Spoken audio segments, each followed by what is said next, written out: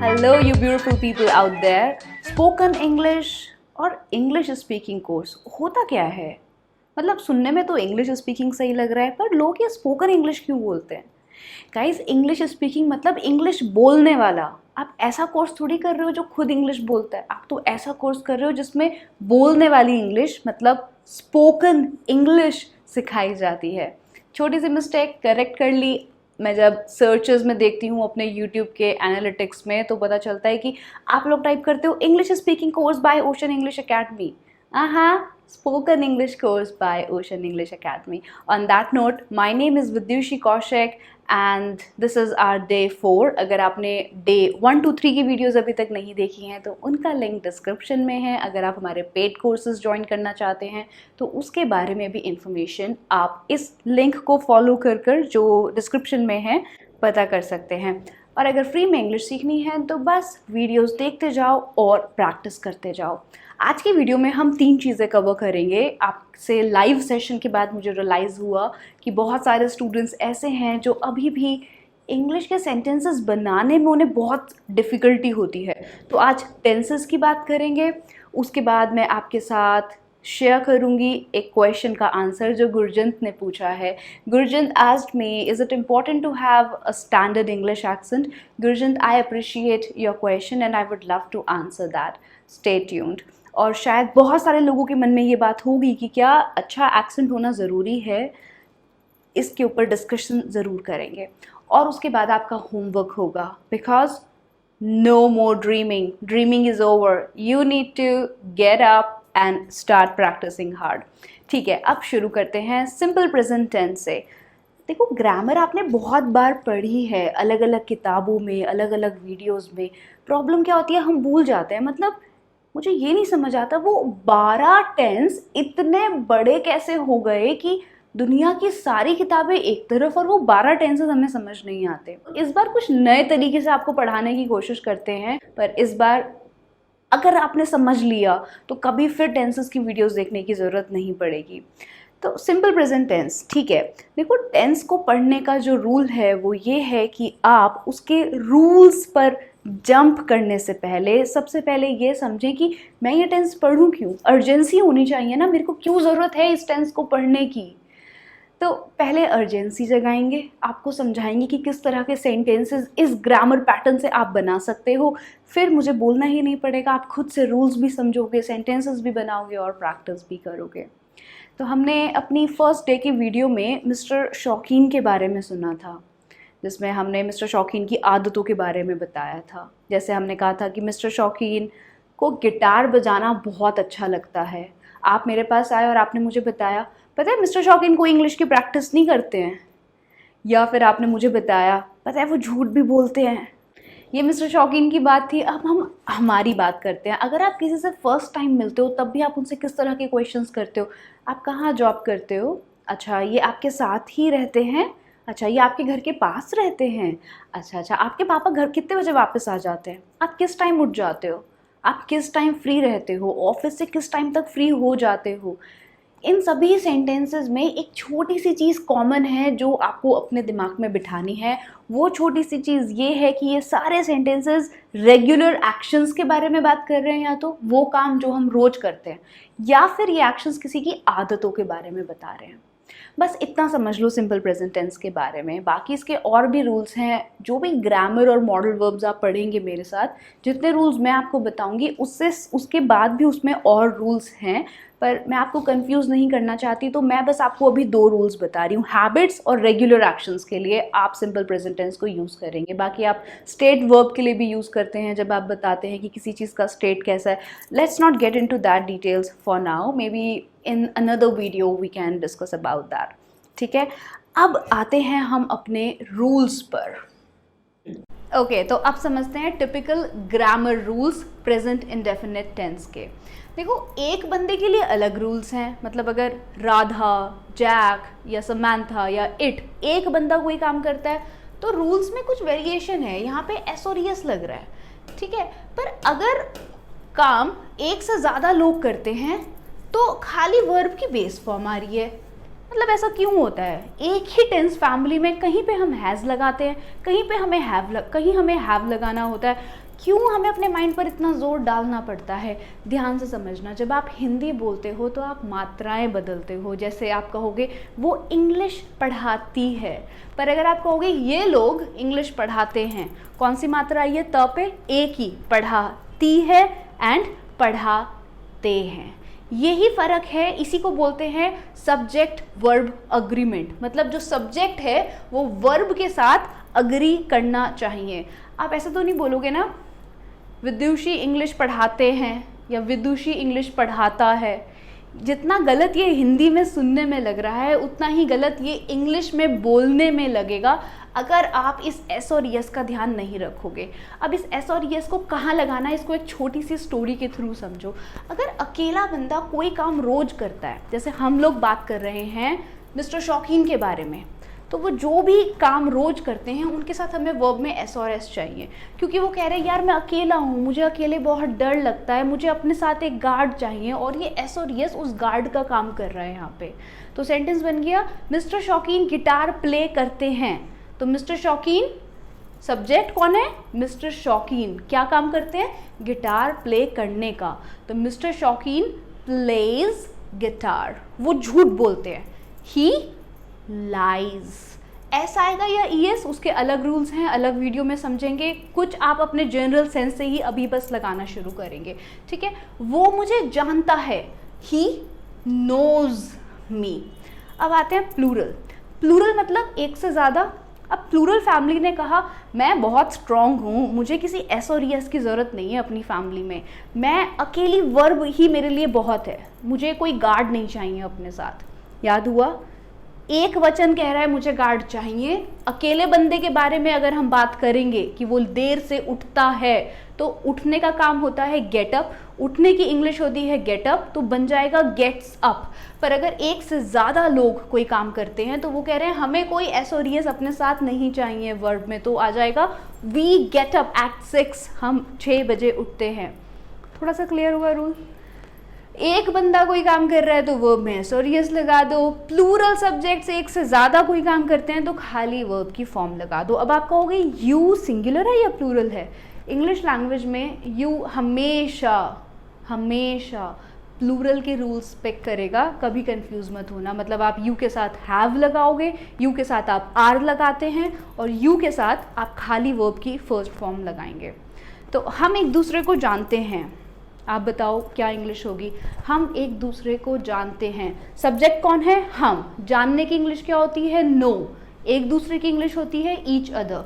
We know each other, ठीक है। हम लोग साथ में पढ़ते हैं। ट्रांसलेट करो और कमेंट सेक्शन में अपना आंसर शेयर करो, साथ के साथ पढ़ते रहो। ऐसा फील होना चाहिए कि बस मैं यहाँ बैठी हूँ, आप वहाँ बैठकर मेरे को सुन रहे हैं, अपने नोट्स बना रहे हैं, सारा ट्रांसलेट कर रहे हैं, और बहुत मज़ा आ रहा है पढ़ने में। हैं हम अपनी नेक्स्ट स्लाइड पर। हमने he she it they we you की तो बात कर ली, पर आई के बारे में बात नहीं करी। देखो आई में आपको सिर्फ वर्ब की फर्स्ट फॉर्म चाहिए। याद रखने के लिए आप ये सेंटेंस याद करने के लिए आप ये सेंटेंस याद कर लो, आई लव यू। ये हमने कहीं ना कहीं सुना है, बोला है, हम इस सेंटेंस से बहुत फेमिलियर हैं। मैं तुमसे प्यार करता हूँ। सब्जेक्ट कौन है? मैं। आई, क्या काम हो रहा है? प्यार करने का, लव, और उसके बाद यू। अब देखो आप एक छोटी सी गलती करते हैं इस टेंस के साथ, जो बहुत ज़्यादा इसे गलत लगता है, वो ये है कि आप इसमें इज़ एम आर ज़बरदस्ती डालने की कोशिश करते हैं। मतलब आई लव यू तो हम में से कोई गलत नहीं बोलता, पर अगर ये बोलना पड़ेगा कि वो 4 बजे आता है, तो आप कहोगे he is come at 4। Is की ज़रूरत ही नहीं है, ही अकेला बंदा है, कम में बस एस लगा दो। He comes at 4 o'clock। हम 4 बजे इंस्टीट्यूट जाते हैं। We go to institute at 4 o'clock। एक से ज़्यादा लोगों के साथ खाली वर्ब की बेस फॉर्म, एक बंदे की बात हो रही है तो वर्ब में एस। तो we go to institute at 4 o'clock। I love you, got it. ये सेंटेंस जो मैंने बहुत सारे लोगों को गलत बोलते हुए सुना है, वो कहते हैं आई बिलोंग्स टू दिल्ली। आप आई लव्स यू नहीं बोलते तो आई के बाद बिलोंग में एस क्यों लगाते हो? जैसे आई बिलोंग टू दिल्ली, मैं दिल्ली से बिलोंग करता हूँ। इसी तरह आई एम अग्री कुछ नहीं होता, इसमें इज एम आर की कोई ज़रूरत ही नहीं है। इस टेंस को इज एम आर से बल्कि बहुत नफरत है। वो कहता है इज एम आर क्यों लगाया जाता है मेरी फैमिली के सेंटेंसेस में। तो प्लीज़ ये गलती मत करना, ठीक है। मैं अग्री करता हूँ, सिंपल प्रेजेंट, आई अग्री। मैं समझता हूँ, आई अंडरस्टैंड। That's all. समझ आया? नहीं समझ आया तो भी बताओ कमेंट सेक्शन में, फिर से प्रैक्टिस करेंगे। और अगर समझ आ गया है तो इस वीडियो के सेकंड पार्ट में प्रैक्टिस करनी है। मतलब जब आप वीडियो पूरी देख लें और मैं आपसे पूछूं यहाँ से दिल्ली जाने में कितना टाइम लगता है, तो आप इसकी ट्रांसलेशन मुझे ऐसे बताएं, how long does it take to get Delhi from here. Basic पढ़ने का मतलब ये नहीं है कि आप बस बेसिक्स रूल पढ़ रहे हैं। बेसिक पढ़ने का मतलब है कि जब मैं सेंटेंस बनाऊं तो कंस्ट्रक्शन का टाइम नहीं होना चाहिए माइंड में, वो टाइम हमें ज़ीरो करना है। There is nothing like think in English. क्या इंग्लिश में सोचोगे?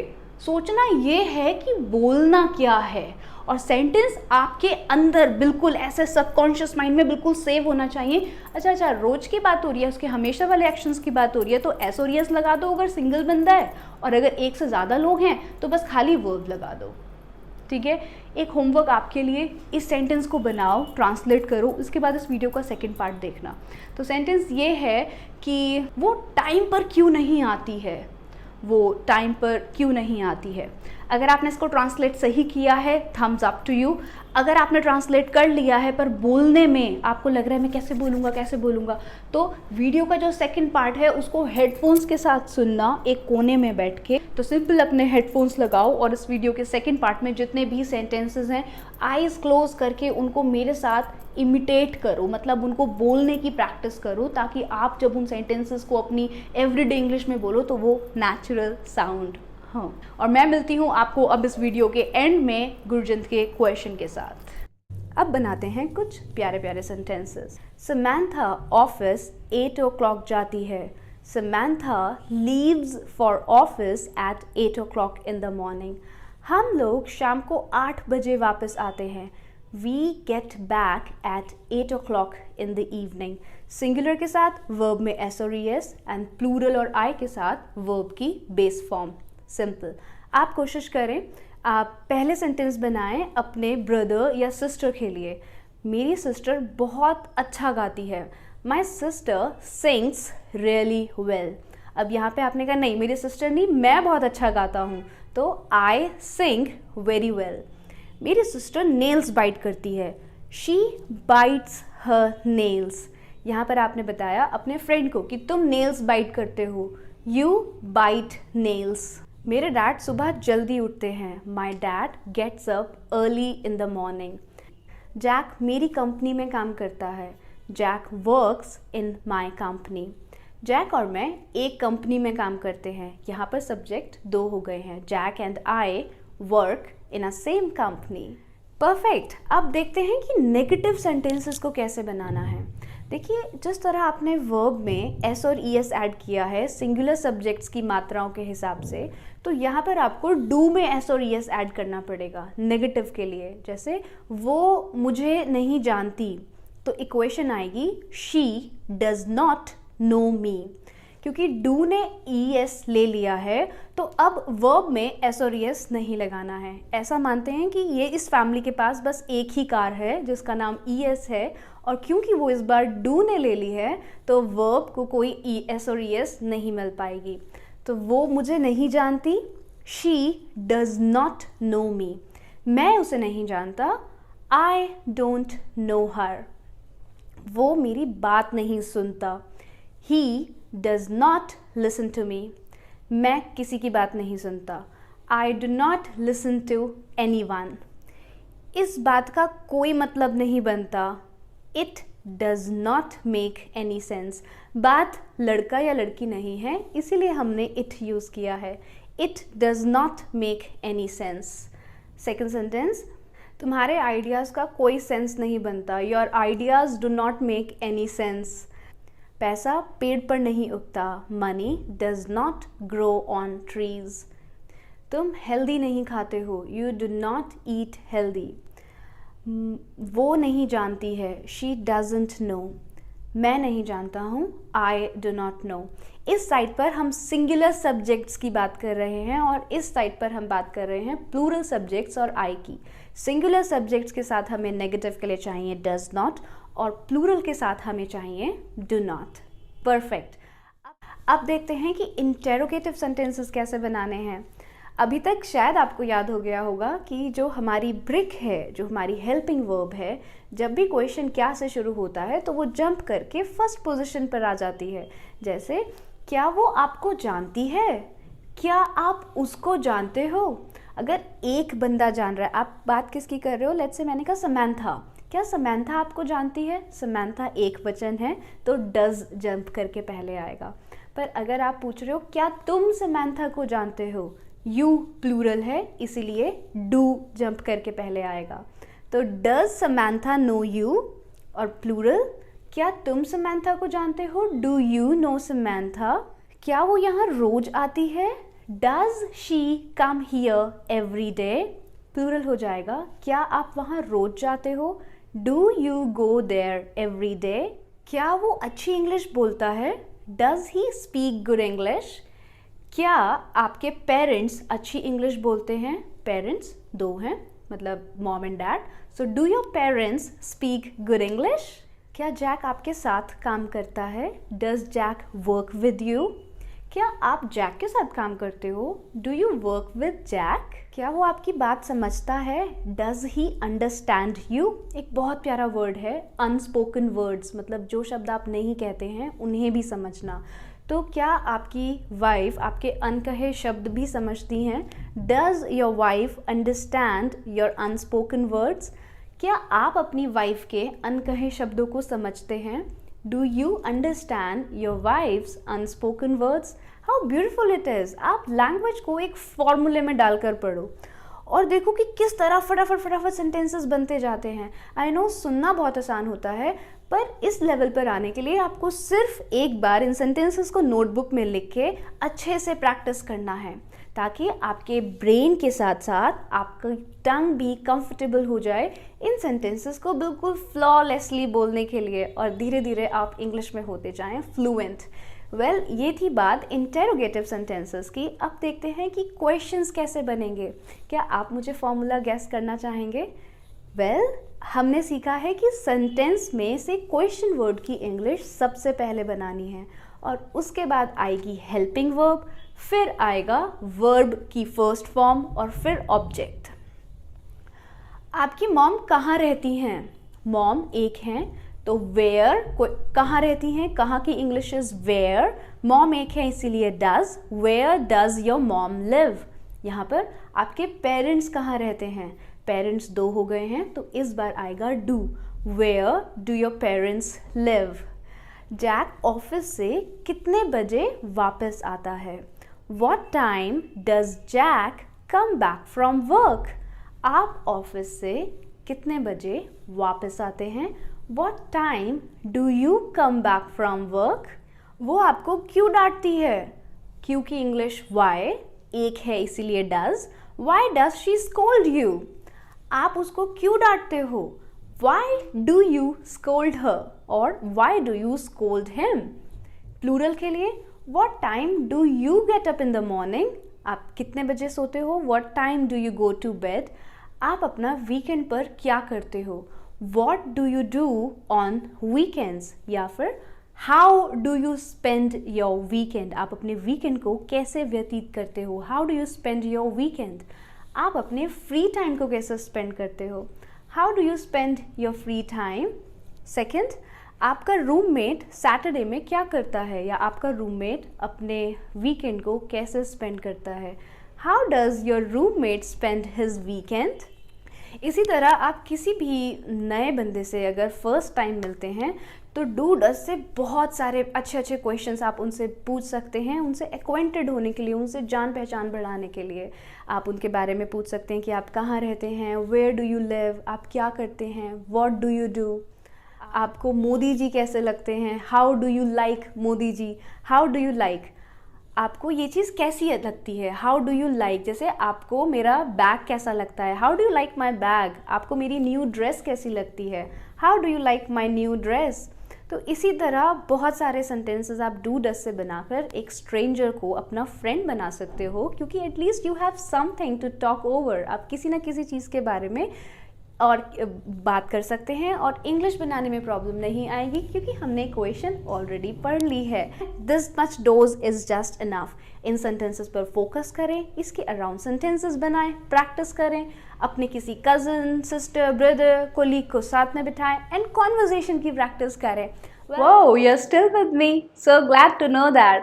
अब आते हैं गुरजन के क्वेश्चन पे, which was, is it important to have a standard English accent? देखो, एक्सेंट का मतलब क्या है। जैसे हम हिंदी की बात करते हैं तो हिंदी यूपी में अलग तरह से बोली जाती है, बिहार में अलग तरह से बोलते हैं, लखनऊ में अलग तरह से बोलते हैं, आप हरियाणा आ जाएंगे तो यहाँ पर अलग तरह से बोलते हैं। तो इसको बोलते हैं एक्सेंट, कि आपका हिंदी बोलने का तरीका क्या है। तो इंग्लिश में एक्सेंट हो ऐसा बिल्कुल ज़रूरी नहीं है, बस प्रोनंसिएशन सही होनी चाहिए। मतलब आप वॉज को वाज ना बोलें, वाटर को वाटर ना बोलें, दीज को दीज ना बोलें। ये करेक्शंस करने हमें बहुत ज़रूरी हैं, क्योंकि हम शब्द को गलत ही प्रोनाउंस करेंगे तो बंदा समझेगा कैसे, या वो बंदा हंसेगा कि ये कितना गलत प्रोनाउंस कर रहा है हर वर्ड को। पर एक वो स्टाइल ऑफ स्पीकिंग कि हमें नेटिव स्पीकर्स को ही इमिटेट करना है, there is no such rule in the books. आपको बस ये कोशिश करनी है कि जब आप इंग्लिश बोलें वो नेचुरल लगे, you should be able to be understood. आप जो बोल रहे हैं वो दूसरा बंदा इंग्लिश आपकी समझ पाए। बस यहाँ पर पर्पस फुलफिल होता है अगर आप एक ऐसी कंपनी के साथ नहीं काम करना चाहते हैं जहाँ पर आपको इंटरनेशनल क्लाइंट्स से बात करनी पड़े, वरना आपको बहुत हार्डशिप्स फेस करनी पड़ेगी। Native speakers, they get really offended by Indian accent. They would be saying you on every call, oh, are you from India? Could you connect my call to someone who is in America who has a better accent? I'm having an extremely hard time understanding you. मैंने ये झेला हुआ है, मैंने international BPOs में काम किया है। तो from there I got the motivation that no, I have to work on my style of speaking. So the person I'm talking to, they enjoy listening to me. It should not come as क्या बोल रही है ये, मतलब वो तो English में ही बोलेंगे, बट दे गेट रियली कि क्यों बोल रहे हो ऐसे, इंग्लिश मत बोलो। वॉइस में एक्सेंट हो, एक पर्टिकुलर स्टाइल ऑफ स्पीकिंग हो, वो थोड़ा ज़रूरी नहीं है, पर वॉइस में वो कॉन्फिडेंस होना चाहिए, वो डायनामिक वॉइस होनी चाहिए आपकी, जिसमें इमोशन सही हो, एक पावर हो, लोग कहे कि यार ये बहुत अच्छे से बोलता है। Accent is a different story all together. पहले सेंटेंसेस, सिंपल सेंटेंसेस को बनाना, फ्रेम करना, बोलना सीख जाओ, फ्रेजल वर्ब सीख जाओ, अपनी बात को आसान शब्दों में एक्सप्रेस करना सीख जाओ, फिर एक्सेंट पर आना। I hope this concept is clear now. अब होमवर्क की बारी है। आपको मुझे एक वीडियो भेजनी है अपने डेली रूटीन पर रिकॉर्ड करके, जिसमें you will be telling me how do you spend your whole day. ये इमेजिनरी डेली रूटीन भी हो सकता है। उसमें 3 ऐसी प्रोडक्टिव चीज़ों के बारे में बात करना जो आपकी फ्यूचर ग्रोथ में कंट्रीब्यूट करेंगी। मतलब आप ऐसी 3 चीज़ें कौन सी कर रहे हो जो आपको आने वाले सालों में मदद करने वाली है एक बेटर फ्यूचर कार्व करने के लिए। तो वीडियो को लाइक करो या ना करो, मुझे फ़र्क नहीं पड़ता। होमवर्क कंप्लीट करके सेक्शन में, कमेंट सेक्शन में उस वीडियो का लिंक ज़रूर पेस्ट कर देना, वरना नेक्स्ट वीडियो नहीं आ रही है। That is I am 100% sure of. Okay, I mean it. जाओ वीडियोज़ रिकॉर्ड करो, no backing off, no excuses, no justifications, just you and English and that religious practice. All the best, guys. Keep practicing, keep learning. You are going to be fluent very soon. Bye-bye.